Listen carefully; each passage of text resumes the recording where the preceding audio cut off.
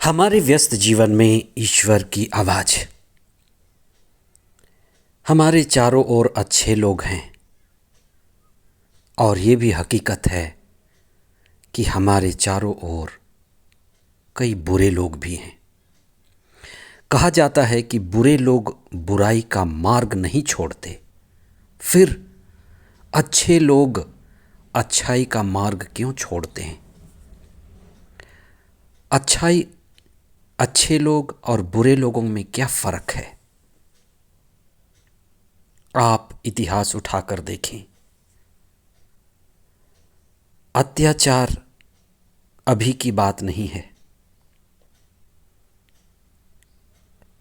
हजारों हजारों साल पहले आपको ये प्रमाण मिलेगा कि लोग संतों को पागल कहते थे। महात्माओं के पीछे हाथी दौड़ा देते थे, पत्थर मारते थे, उनकी झोपड़ियां जलाते थे। यही बात रही होगी कि कई संत महात्मा ऋषि मुनि पहाड़ों में, पर्वतों पर, मरुभूमि में, एकांत स्थान पर जाकर अपने जीवन व्यतीत करते थे। आज हम इस पर चिंतन करें। 20 मार्च 2026 चालीसे का चौथा सप्ताह, शुक्रवार। पहला पाठ प्रज्ञा ग्रंथ अध्याय 2 पद संख्या 1 तथा 12 से 22 तक, और संत यूहन्ना का सुसमाचार अध्याय 7 पद संख्याएं 1 से 2, 10 और 25 से 30 तक। हम जो जीवन जी रहे हैं, यह जीवन बड़ा अनिश्चित मालूम पड़ता है। कभी बीमारी, कभी अनिश्चितता में गरीबी, बुढ़ापा और तरह तरह के अत्याचार। आज का वचन, पहला पाठ और सुसमाचार अत्याचारियों के कार्यों का विवरण है। समय समय पर ऋषि मुनि, महात्मा, संत, गुरु लोगों को रास्ता दिखाते रहे हैं। संत स्वभाव, संतों का आचरण जो लोगों के पास एक चुनौती की तरह रखा गया, लोगों ने उसका विद्रोह किया। कई बार ये अत्याचार करने वाले बेहोशी में होते हैं, और जब तक ये बेहोशी रहेगी, अत्याचार रहेगा। भले और बुरे में क्या फर्क है? बुरे हम जिसे कहते हैं, वह एक तरह की बेहोशी है, अचेतन अवस्था है। जैसे संत पौलुस कभी अचेतन अवस्था में था। प्रेरित चरित्र के अध्याय 9 पद संख्या 1 और आगे उसके वचन में कहा गया है कि वह अत्याचार करता था, प्रभु भक्तों को, ईसा के लोगों को सताता था। उसकी हालत बेहोशी की हालत थी। घोड़े पर से गिरना, अंधे हो जाना, फिर नई दृष्टि, नया जीवन, नया सवेरा।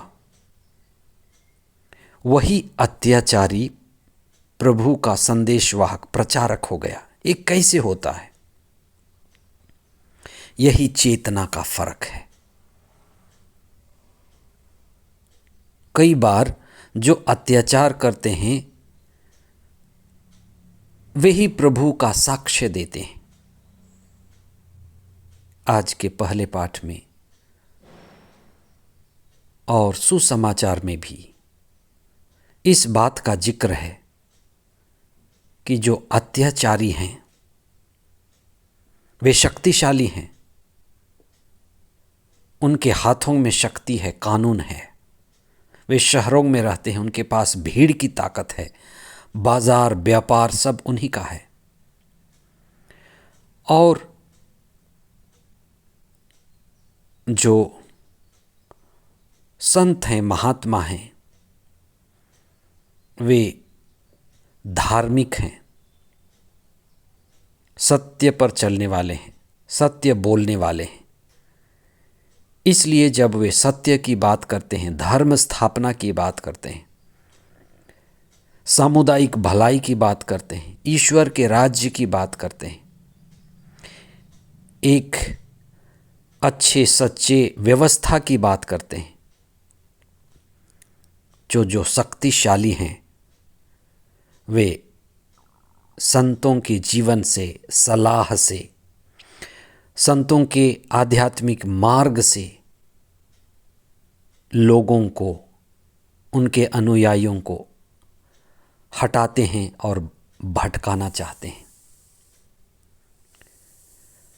आप अपने जीवन को देखें कि आप कितने भ्रमित हैं।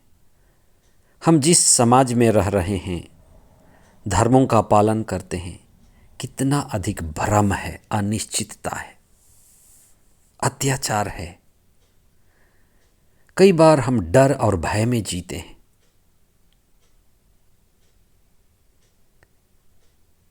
हम अपने जीवन को समर्पित करें। सत्य तो एक है और धार्मिकता जो सत्य का मार्ग है, सभी मार्ग उसी की ओर हैं।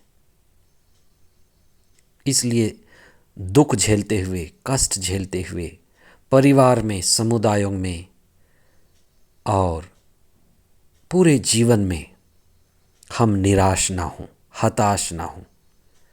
कई बार अत्याचार में ईश्वर बोलता है, संकट में, परेशानियों में ईश्वर की आवाज़ हम तक आती है, ईश्वर हमसे बातें करते हैं और दुख, तकलीफ, परेशानियों के द्वारा हम ईश्वर के मार्ग को, ईश्वर की इच्छा को ढूंढते हैं। ईसा अपने अत्याचारियों के बीच आशा और विश्वास और प्रभु केंद्रित जीवन जीकर प्रतिदिन समर्पित होकर अपने कार्य को करते रहे।